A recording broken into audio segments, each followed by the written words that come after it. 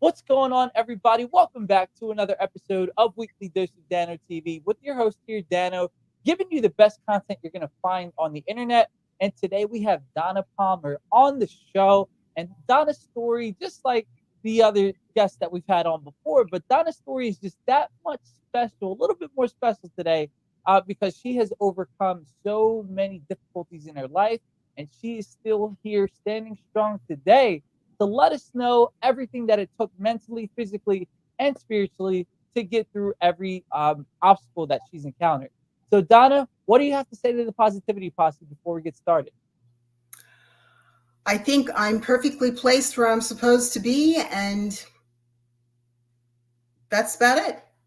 Awesome. See, short, sweet, and to the point. We have a lot to cover in such a short amount of time. So, everybody, get comfortable, settle in because it's time for another episode of Weekly Dose of Dano TV. And remember, this is not a passive experience. Make sure that you're commenting live on Facebook or on YouTube, whether you're live or watching on the replay. We want to hear all of your comments, your questions, and your concerns as we dive into this episode because there's a lot to unpack in such a short amount of time. So everybody, let's get to another episode of Weekly Dose of Dano TV.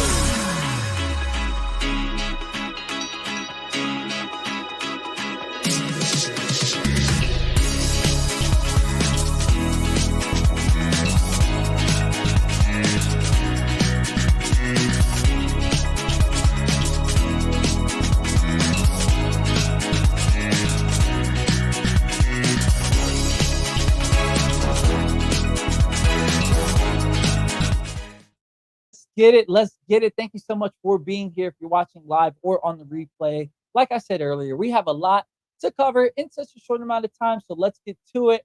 Before we bring Donna on, you already know what we have to do. Me and the Positivity Posse, we have to spend our time together to make sure that everybody's feeling great. And, I got to give you my 2 cents on things that's happening in my life. But I want to hear all of your ideas and all the great things, maybe not so great things that are happening in your life as well to make sure that we are living every single day to our fullest potential and that we are achieving happiness every single day, right? Because it is possible. We just maybe need a little bit of fine tuning, or we may need to hear some inspiration from Donna, or you might learn something completely new that you didn't know before that you can take with you going forward into your life to make sure that you have the keys and the strategies to achieve happiness every single day. And it is possible. Let me tell you, my life was not always this wonderful and blissful and amazing. It took a lot of work to get to where we are today. So, whoever's watching, wherever you're watching from, just make sure that you understand it is possible to achieve happiness every day. And I know that a lot of people might kind of go on social media or out in the streets to say, that they have wishful thinking or they're only going to show you the good sides of everything that happens in their life. But even during the bad times, and I'm going to put quotes around it, right? Because if it's an opportunity to learn more about ourselves and to grow from it, how can you really consider it a bad time? But just for simple terms, I'm just going to use bad times. Even during those bad times that happens in our lives, everything happens in our life for a reason, so we can achieve happiness every single day. And it's really about changing the perspective at which we see these certain objects, or we see these certain experiences or these certain outcomes. And ultimately, you have to understand this. And I think Donna brought up a great point already. Everything happens the way that it needs to happen for you to get to your greatest and highest good, right? Because I know if it's coming about looking at bad things specifically, and again, I'm going to put quotes around bad, but if we're looking at those things, then we need those times and experiences to happen in our life to really show us what true freedom is, to show us what true happiness is, right? Because how can we know what up is if we don't have down? How can we experience clean if we don't know what dirty is? And you get the gist of what I'm saying. But these are the perspectives and mindsets that we need to have to make sure that we are going through and powering through everything that happens in our lives, right? And I know with some other practices like meditation, which I'm huge on, and journaling and having a great support system, when you have these perspectives with those techniques and you're working in tandem, there's no way that you can absolutely fail. There's no way that you could ever get it wrong. And there is no way that you will ever stay stuck in that mode of depression or sadness or anything that you might experience that goes along with living at a lower vibration. And yeah, man, there's just, I love it so much because you'll know that whatever that you go through in your life, you'll just start to laugh at it. You'll look at it with appreciation. You'll look at it with bliss, and that it makes life that much more fun. And ultimately, the last point that I want to leave you with is that it's not only exclusive to me or to everybody else that you see out there in the world. You can achieve that as well, and you are capable of experiencing that happiness and that peace and that joy and that love every single day. We just need to learn how to do it. And you probably already know how to do it, but we just need to be constantly reminded of what it takes to achieve the happiness every single day. Because as we know, whether it's people, whether it's society, whether it's the news, all of these things that are out there in the world are kind of designed to take our attention away to really focus on our emotions. And if you're listening to everybody else, that is one of the easiest pitfalls that you can do and you can, get sucked into, to really not focus on yourself and your emotions and your happiness.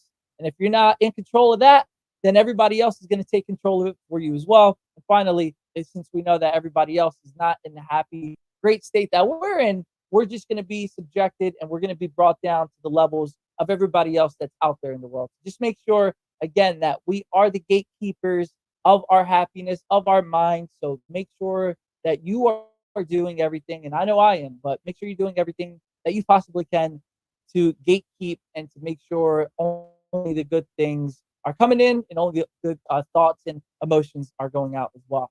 So that is my little bit for you guys for today. We have to cover Donna's story. And when I tell you she's been through some stuff, man, she's been through some stuff.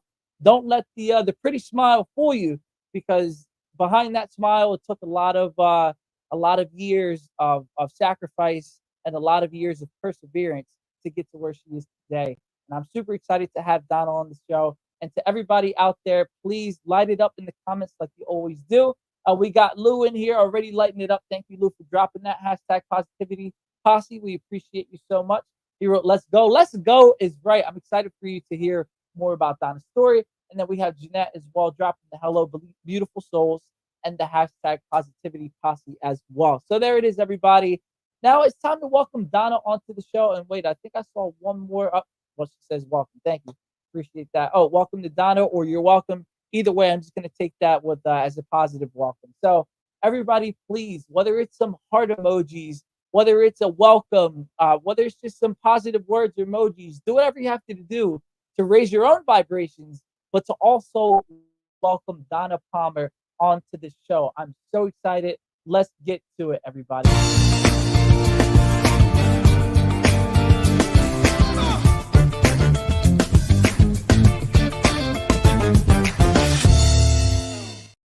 Donna, how you doing again? How you doing today? I'm doing great. Thank you for having me on your show.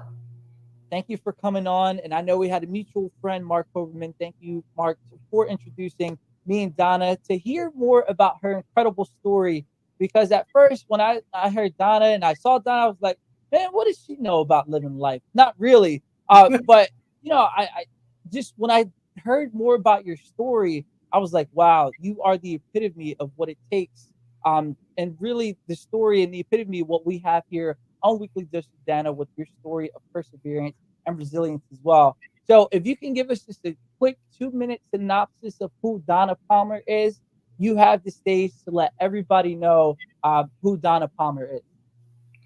Okay, well, about 10 years ago, I took an early retirement from teaching, and I wasn't really ready to retire, but I got a package deal I couldn't turn down, and it would never come again.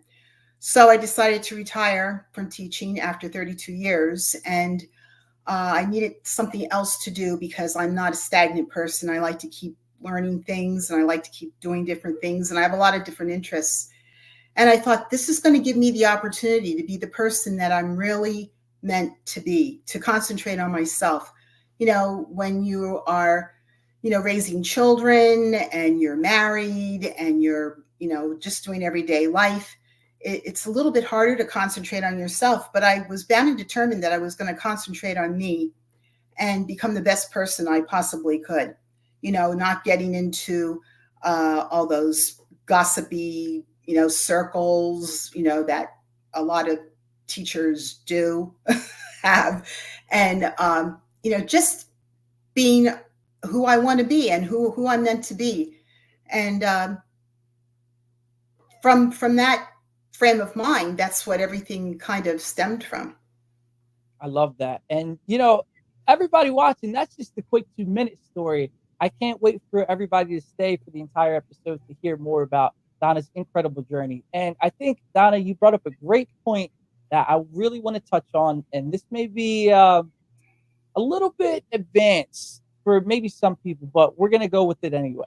So I know in the very beginning, when you started your journey, and I know for me, when I started my journey of happiness and peace, a lot of things may have felt a little bit, I felt guilty about a few things. And the main thing was this, is that a lot of people think, oh, well, I feel like I'm selfish because I'm working on myself and that I'm doing things that make me happy and that are, pointing me in the right direction. So, Donna, did you kind of have that, similar experience where you felt guilty for, working on yourself? And if you did, how did you switch that perspective to know and to say that this is serving you and this is the route that you need to take? Well, I think there was a little bit of that. I have parents that are elderly. They're 93 and 94 now. And, they always saw me as their child. No matter how old I am, I still feel like I'm a 15-year-old child living with them. And so, I thought to myself, if I can make myself and become the person that I really want to be and that I'm really meant to be, it can only enhance other people's lives more. And I'm just going with that. That's the premise I'm going with, whether it's right, wrong, or indifferent. I want to feel good about myself, and I want to make other people feel good about themselves. For sure. And I love the fact that you said that too. Well, as we all know, right? Nobody can come and tell you if you're right, wrong, or indifferent. We kind of put the value on that, which is so great that you said that. Number two, how are we expected to fill somebody else's cup if our cup isn't filled ourselves? And that cup can be in the spiritual sense, it can be in the physical sense, right? Let's say if there's somebody in, I don't know, really rare example, but it does happen. If somebody's in a burning building, you're not physically in shape, how are you supposed to help that person? Or maybe help somebody across the street or whatever it may be. That is why I think it is so important to have our mental, spiritual, and physical body all in shape as well. And Donna, I know that you are a big proponent of that as well when it comes to the watching what you eat, and like I said, the mental and spiritual as well. So what has been the hardest part for you in those three things? Did you have an area that you kind of struggle with early on? Well, I do struggle with diet and eating properly. Not so much eating properly. When I retired 10 years ago, I didn't know this was happening to me, but I came down with Graves' disease, and I had to have my thyroid ablated. And so ever since I had my thyroid ablated, I was pretty good for the first couple years, and then COVID hit, and nobody was doing anything, and nobody was going anywhere, and all there was to do was eat. So I would say, out of all the things that could plague somebody, it's really my getting myself in line with eating.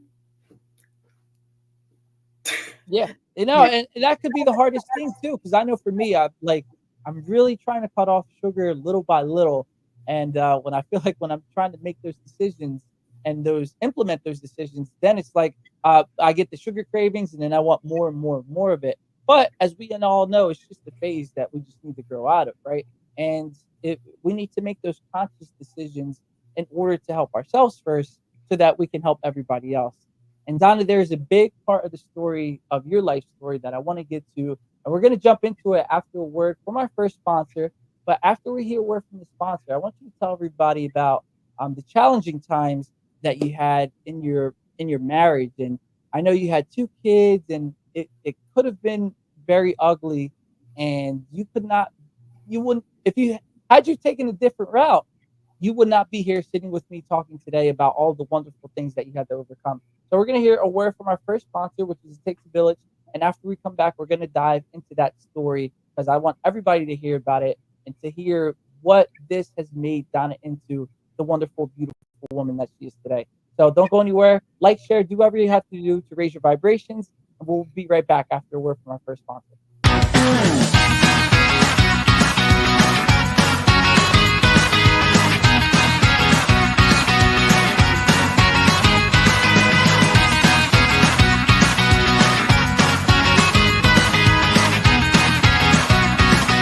Takes a village about keeping our families together.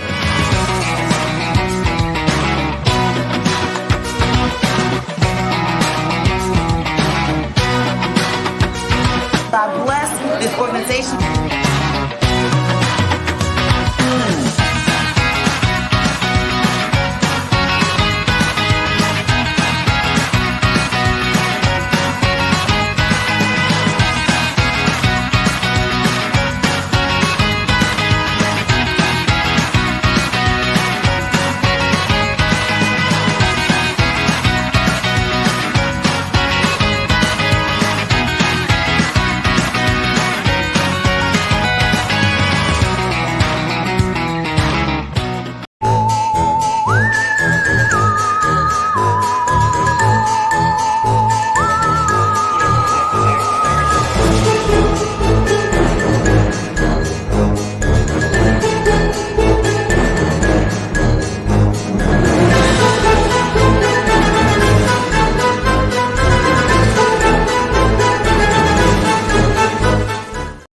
So everybody, that was a word from our first sponsor. It Takes a Village Housing. Thank you so much for sponsoring weekly Dose of Dano TV and to make all of this great content possible, as well as you, Donna, for coming on to share your great story.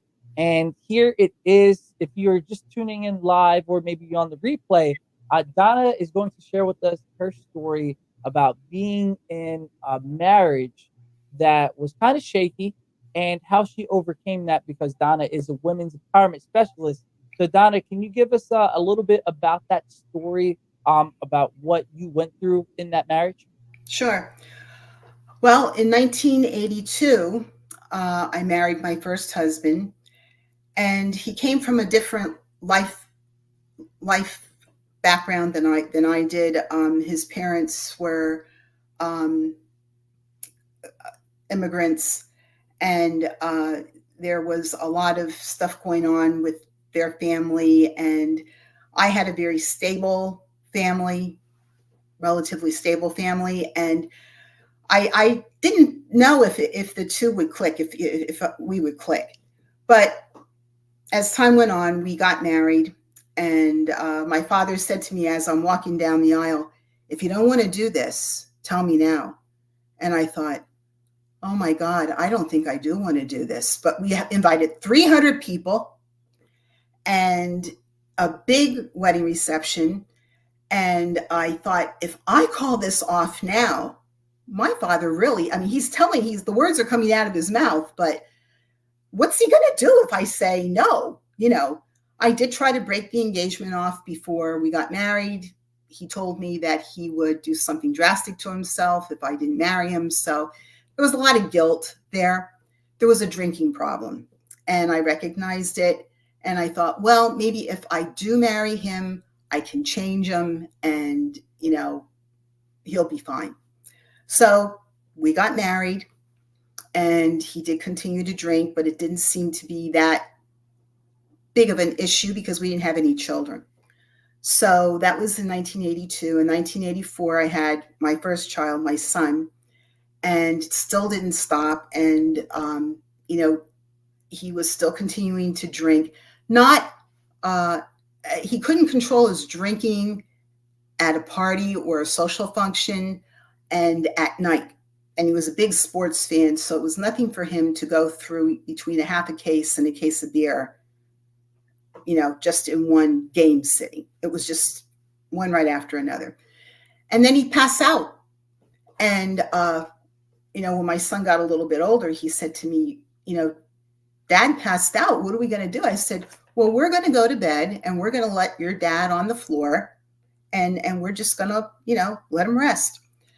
So then we had my daughter, and that was after a separation, but we got back together again because I felt sorry for him. His family wasn't big. He loved my family, and it was more of a family to him than his own family. And so I thought, well, I'm going to break his heart and I'm going to break my son's heart. So I have to go back to him. So I went back to him, not really being away from him. We didn't live under the same roof because at the same time, my parents were building a home and they lived with us while their home was being built. So I'm living in a situation with my parents. We lived in a bi-level where you live upstairs, there's upstairs and downstairs living. And we lived upstairs and they lived downstairs, and they really weren't aware of what was going on. So he continued to drink after my daughter was born. And then he had a really good job at Mack Trucks. Do you know anything about Mack Trucks? Well, he had a really good job at Mack Trucks, and I was teaching at the time. And Mack Trucks at that point they were going to South Carolina, and I didn't want to move to South Carolina because at the time in education they ranked 49 out of the 50 states, and I didn't want to have my children have a worse education than I had. So I didn't want to move to South Carolina, and I didn't want to stop working at my job. So he lost his job, and he decided to go into business with a guy that was married and had a few children, but wasn't too ambitious. But he had a lot of skills, carpentry skills. Mm-hmm. And so my husband went into business with him, and it was when interest rates were 16% to buy a home. And people were saying that they wanted certain things done to their homes, or they want additions built onto their homes, but they get the quote from my husband and my ex-husband and his partner. And then when they would go to the bank and try to get the loan, they couldn't get the loan. Yeah. So, Donna, I want you to talk a little bit more about, the resilient part of everything that happened, because I'm getting to that. Okay. So, but I have to set the stage, but I understand. So anyway, we ended up separating completely. I moved in to this place outside of Easton, Pennsylvania, and the only thing I had was my job and my education. I had no money. He just put us so far in debt that I had no money. At that point, we were renting a house. We sold our other home and we were renting a house, and I had to pay off debt that he had incurred from his business. So I left with my two kids, and I lived in this half a twin home. And I thought, I don't know how I'm going to do this, but at the end of the month, I only had $9 left in my checking account. And I had enough money to feed my kids and to pay the rent and all the utilities. And I had every single utility known to man then. And there was no extra for anything. And I didn't want to depend on my parents because that's just not the way I was brought up.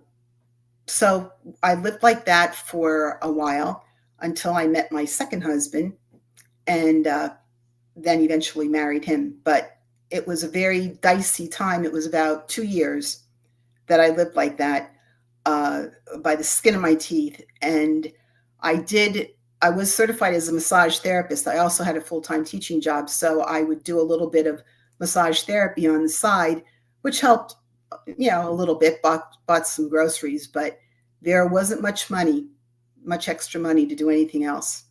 Yeah. Yeah. And I love that story. number one, to know that you made it through all the way, and that's why we're speaking right now.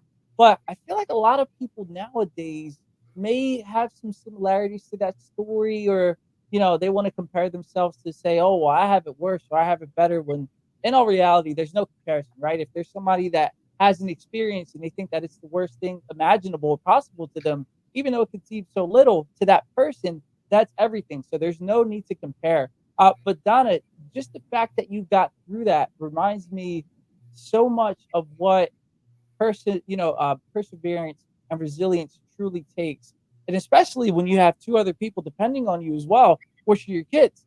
So Donna, what if you had to attribute it? I know there can be so many different areas and ways that you can attribute your success, but if you had to pick two things that were the most important in your journey to overcome your obstacles, and that story specifically, what would be those two things? Well, definitely the fact that I had an education to fall back on and a full-time job with benefits. And the second thing was I was bound and determined that I was not going to let my kids down. When I didn't have much money to do anything extra, really fun, things for the kids. So what we used to do is we used to take walks in really nice neighborhoods with, really nice houses. And my son said to me one day, "Mom, do you think we'll ever be able to live in a house like that?"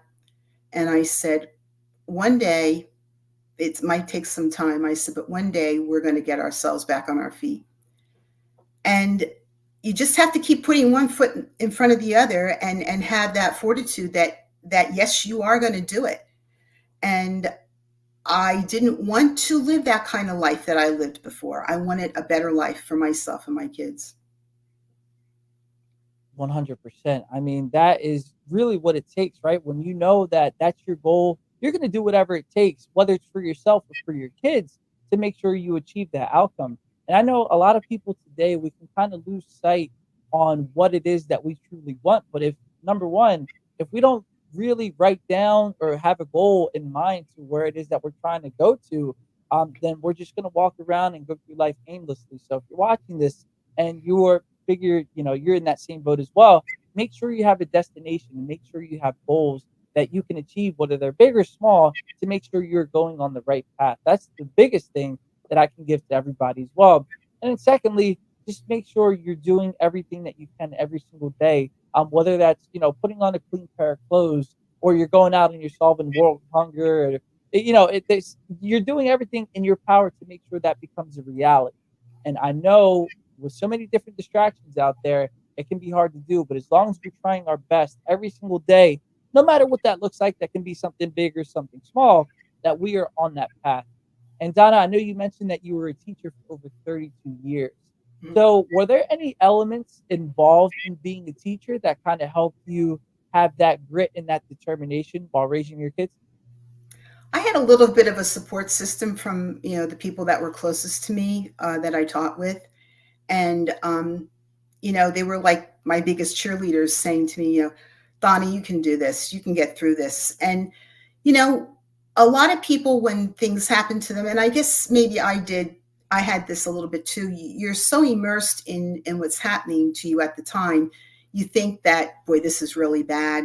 How am I ever going to get out of this? And you kind of start doubting yourself and thinking, what if I don't get out of this? What if I'm stuck here? And I'm not going to say I wasn't scared. I was scared, but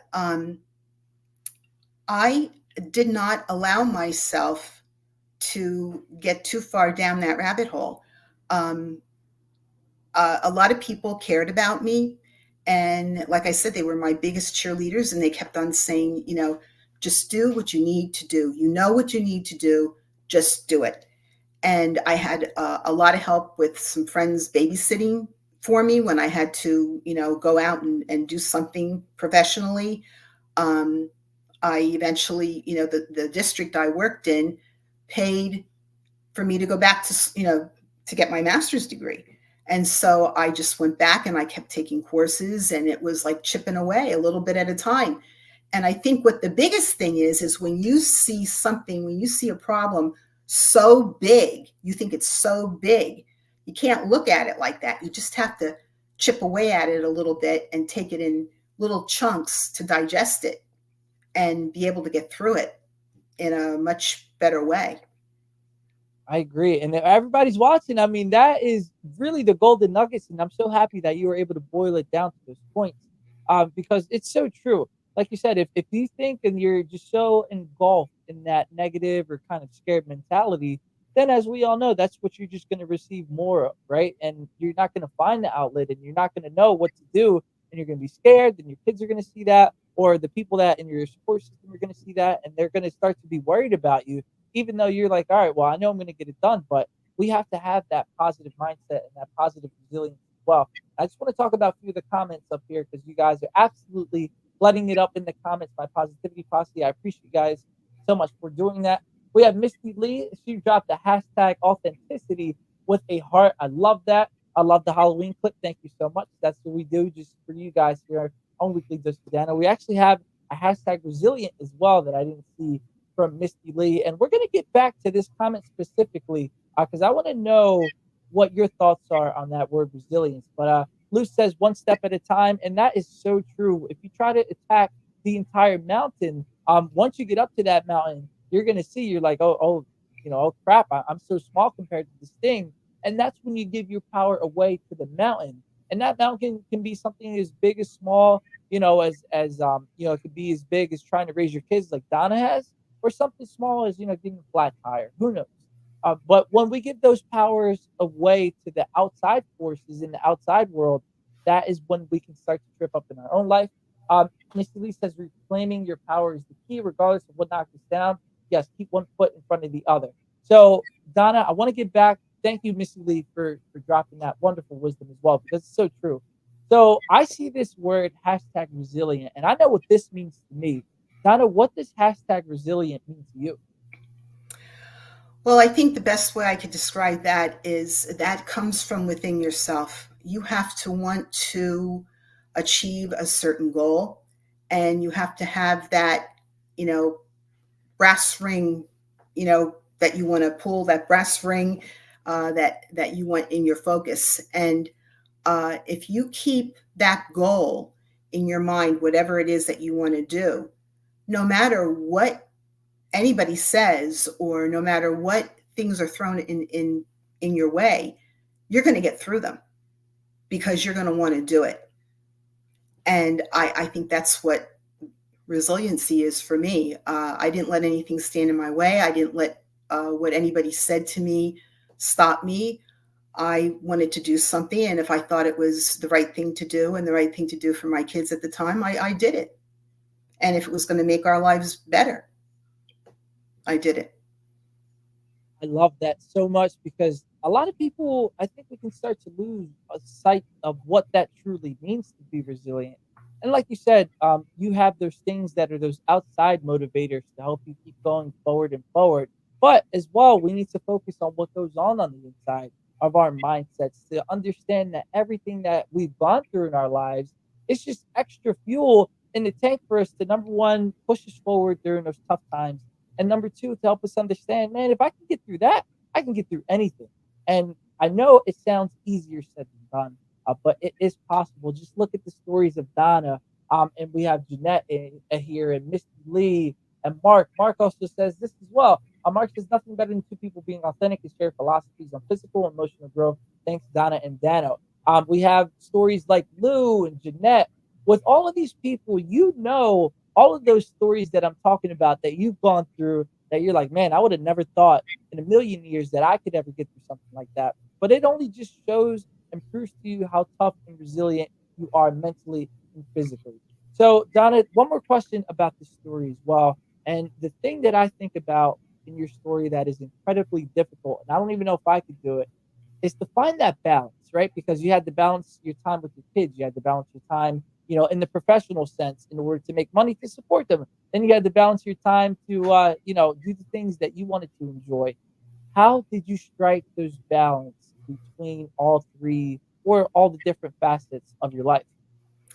Well, to be perfectly honest with you, I didn't do that much for myself.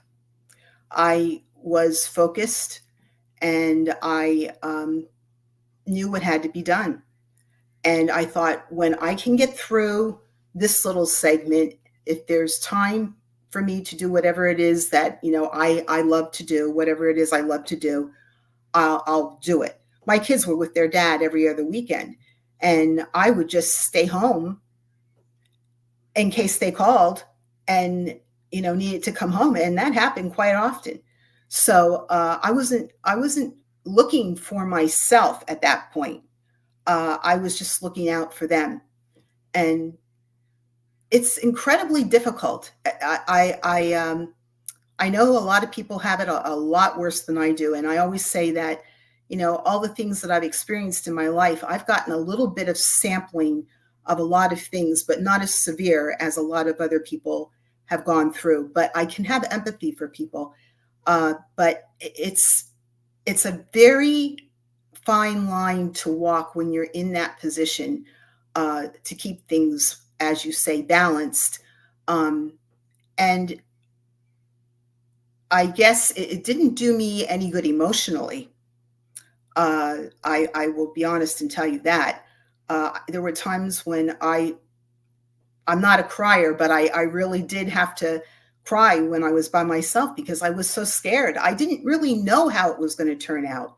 All I knew was that I had to do something. I couldn't stay stagnant. For sure. And for everybody out there, I know you just mentioned a great point, Donna, is that we can kind of have, fear and paralysis by analysis, right? There's so many things that we start to analyze and we're like, all right, well, I need to do X, Y, and Z. But before I can do X, Y, and Z, I got to do A, B, C. Before that, I got to do all that. So make sure that you're not overthinking it and that you are taking care of yourself, whether that's physically, mentally, or spiritually. And when you start to have those things in lock, then you can go on to the next, facet of your life to make sure that you are expounding on those good principles and those foundations that you are already working to achieve. So, Donna, we're going to hear a word from our second sponsor, and we're going to dive into your time as a woman's empowerment expert, because as we know nowadays, it's easily for men and women to really start to get into our own heads and to kind of be, in that downward spiral or in those negative emotions. So we're going to hear a word from our quick sponsor. And then after we come back, we're going to talk more about your time as a women's empowerment coach. And also, I want to share the screen with everybody really quick. We're going to talk about your chapter in the book that's going to be coming out, which is My Good Juju. If this wants to work, 1 second. I can't find it now. Of course. All right. Oh, here it is. We're going to talk about your chapter here in My Good Juju. Okay, here it is. My Good Juju, the weird and wonderful we have within. And when we come back, we're going to hear more about your chapter in there as well. So everybody, don't go anywhere. And we're going to hear a word from our second sponsors. And we'll be right back with some more of this great, fantastic content.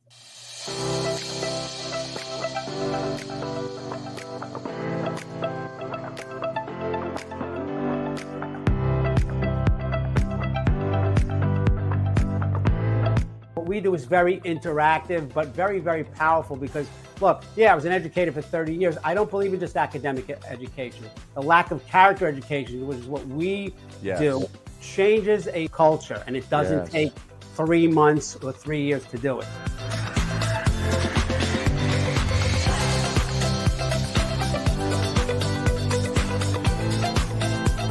We are the guys that come in that will teach these kids everything that they need in order to really be the best version of themselves and to get the skills to succeed in life, no matter what life throws at them.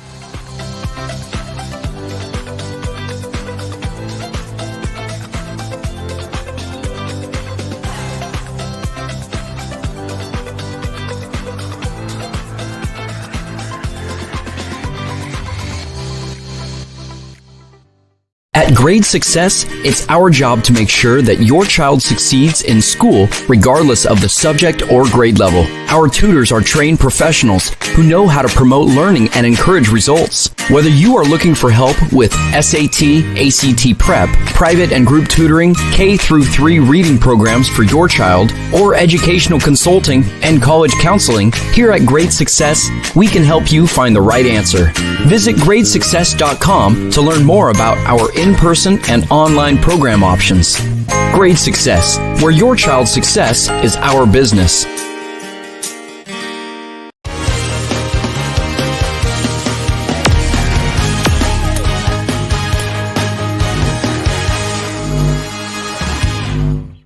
Are everybody our second and third sponsor. Second sponsor was the Power of Choices, and the third sponsor was Great Success. So thank you to the Power of Choices and Great Success for supporting this wonderful, wonderful platform that we have built.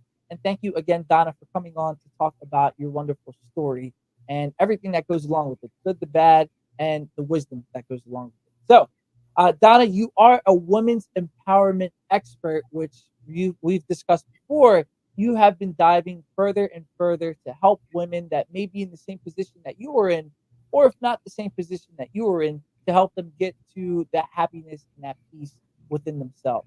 So why is it that, now, there it is. Why is it that now you decided to help women out and to really dive deep into the topic of women's empowerment? Well, about 5 years ago, my husband and I moved into this 55 plus community, and I wanted to immerse myself in the community as much as possible. And that meant I met a lot of people and a lot of women. And from the surface, they are lovely women, but you would never believe the pain and the suffering that some of these women have been carrying around with them since they're children. And that's a terrible thing. I mean, you get to be a certain age and you're still carrying around those things that you had, to deal with when you were very, very young in some cases. And so I started reading a lot of empowerment books, and I became a life coach. And I decided that maybe there's a way that I can help these women. So I put together 2 women empowerment groups here in our community. And there were quite a few women that joined, and they discussed everything. And some of the women had no problem expressing themselves or putting themselves out there. I told them, there are going to be some sensitive issues covered here. And because we live in a community, we didn't want to have them gossip, all over the place about, people's business. And I said, if I hear anything like that, it's going to, I'm not going to have this group anymore. But they all listened. But there were things from, childhood abuse, physical abuse, mental abuse, people having problems with their adult children, people being estranged from their adult children, people still carrying issues around with them from their parents when they were younger. When you reach to be 60, 70 years old, if you're still, making excuses for yourself because of how you were raised or because your parents didn't treat you one way or the other, I'm sorry, you have to move on because you're not living a quality of life. And so we got these groups together. I got these groups together and facilitated them and came to a monthly meeting. Every meeting was a different topic. Some things I had not even experienced myself, but you throw that out there and boy, these people really wanted to get things off their chest. And I had to remind them I wasn't a medical professional because I'm not, if some of them need professional help and I can't do that for them. And I would tell them that, but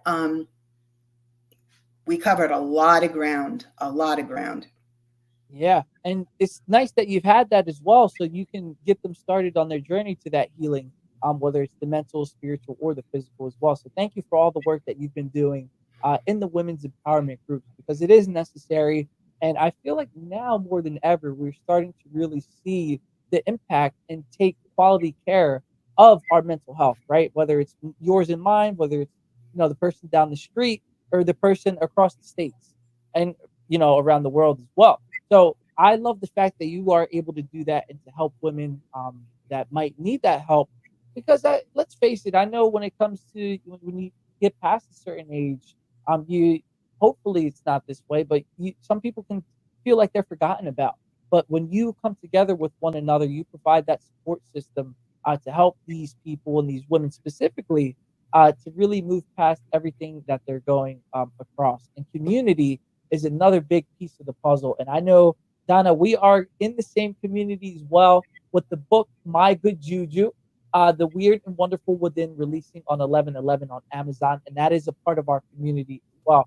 I just want to show everybody this one picture, which is this one. This is my chapter that we're going to be in there, and that's going to be the cover of the book in case you are interested in purchasing to learn more about our stories. But Donna, I want you to talk about your chapter and what you decided to write about and why you chose to write about your chapter.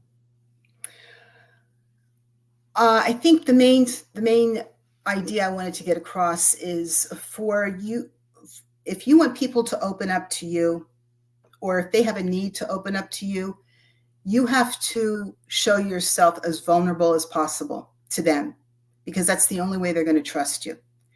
And I've been removing all the screening from myself. One time at a women's empowerment group, I showed up and I had my hair pulled back and no makeup on, and I wanted people to see me for really who I was, the real me. And so when people can visualize who you are and see you for who you are and hear you for who you are, they'll trust you and they'll reach out to you, and you can help them work out some of the little kinks in their life that they're having either at that time or that they had in the past. And I think that's kind of the main thread in the whole chapter, is that you have to be real. Keep it real. Keep it real. I love that. In a world full of fakes, we need to be real, right? And that's not to say anything about anybody else, a judgment piece that, other people are that way. But we are doing everything that we can to be authentic, true, and real. And Donna, like you mentioned, that is the physical side of it. Like you said, not wearing any makeup or just going out and saying, here, world, here I am, accept me or not. That's none of my business. I'm just going to go out and be who I am. So what does being real and authentic look like in the mental side as well? I didn't get that last part. Oh, yeah. So being real, you mentioned that physically you were out there doing your thing. What does being real, mentally and spiritually, what does that look like as well? Well, I think people can tell that. It's an instinct I think that people have. They can tell when you're phony. I taught for 32 years. Kids especially can tell when you're not being your authentic self. I have a 6-year-old grandson. He can pick things out very, very easily. But adults do too. If they're tuned in. Now, some people gravitate toward people who are kind of fake and phony and tell them whatever they want to hear. But if you've given people a little taste of yourself, and they know that you're not going to live your life under false pretense, and you're going to do what you say you're going to do, and say what you're going to say, and you're truthful, I don't see how they can look at you any other way. Sure. And we attract everything that happens into our life. So it's like you said, if there's somebody out there that you are noticing that the people you're being surrounded with are not genuine, or they're snakes, or they're whatever word you want to use to describe them that's not empowering and positive, well, you're going to have to take a look at the mirror, because that might be the energy that you're giving off. And that's why you are attracting those other components that are coming into your life as well.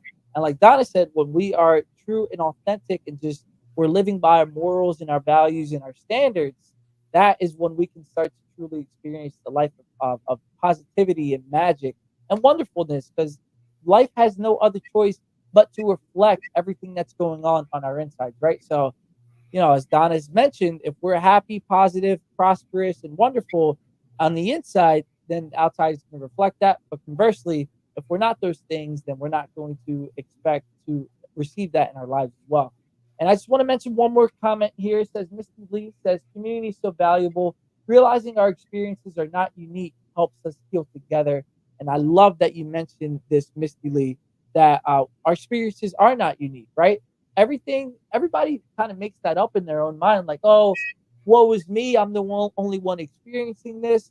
Another big one is nobody could ever understand what I'm going through. And all of these are just limiting beliefs that, if we believe, are going to shape and come to life. So, Donna, how important or what steps can we take in order to make sure that we're surrounding ourselves around great company and great community? That's a really good question. When you live in a situation like I do, and you get to know more and more people at a time, you get to know who the people you want to bother with, and who are going to feed your soul. People that aren't going to, walk away, if you have a bad day, or if you say something that's a little bit off color. People that are going to stick behind you and support you. You're having some kind of event or activity, and they come just because you're doing it.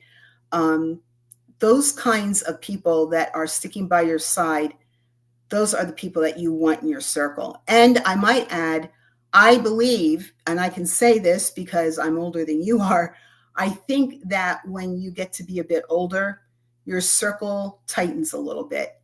And I've always been a person that surrounded myself with a lot of people, a lot of different kinds of people, but my tolerance has shrunken with that. I just don't have the tolerance for people that aren't genuine anymore. I don't need anything from them. I don't want anything from them. I just want a good, solid friendship.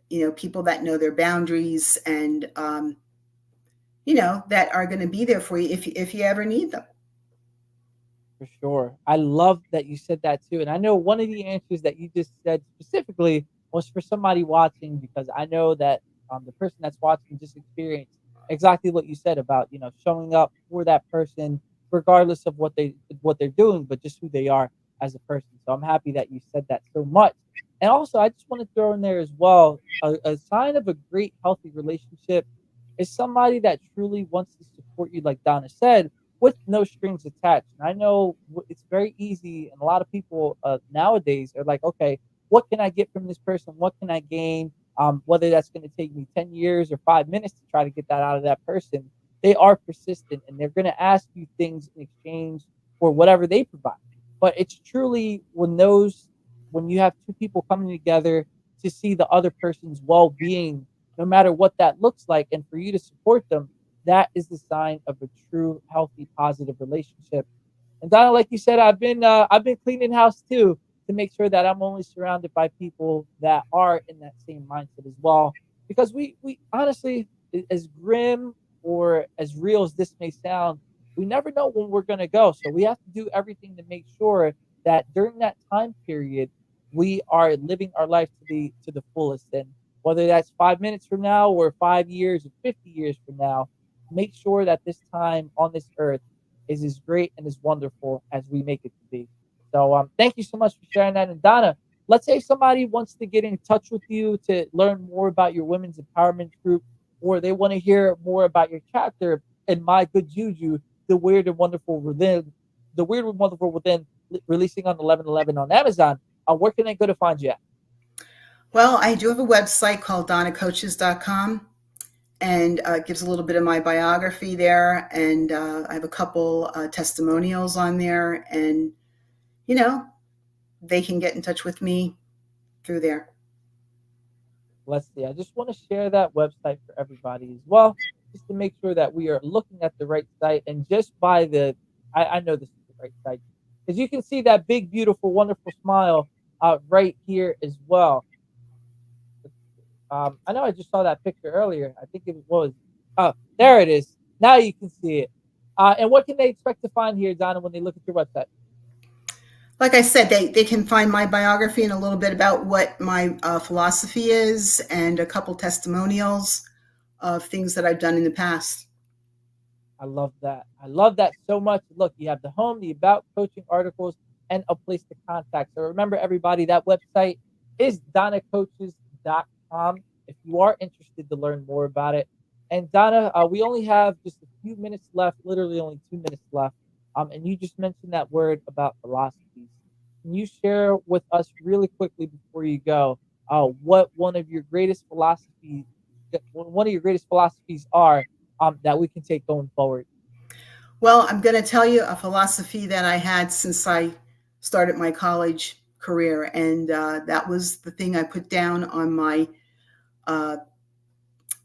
my paperwork, my applications when I applied for my teaching jobs. And it was, if I can reach only one person in my entire career and do something positive for them, I feel like I've made myself worthwhile.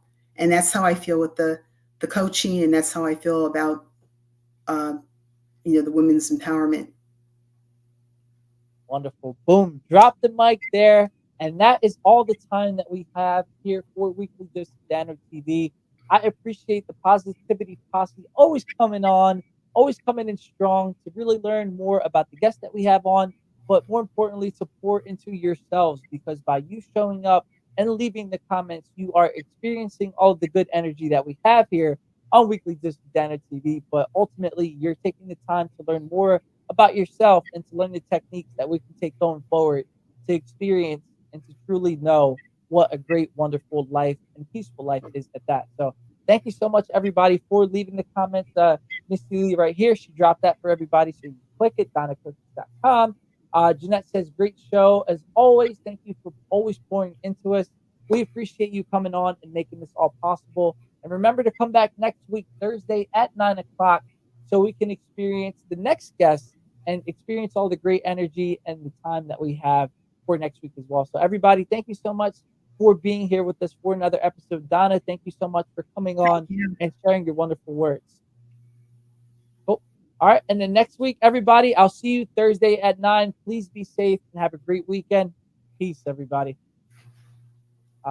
Wait, what's going? Oh, there it is. Now it's peace, everybody.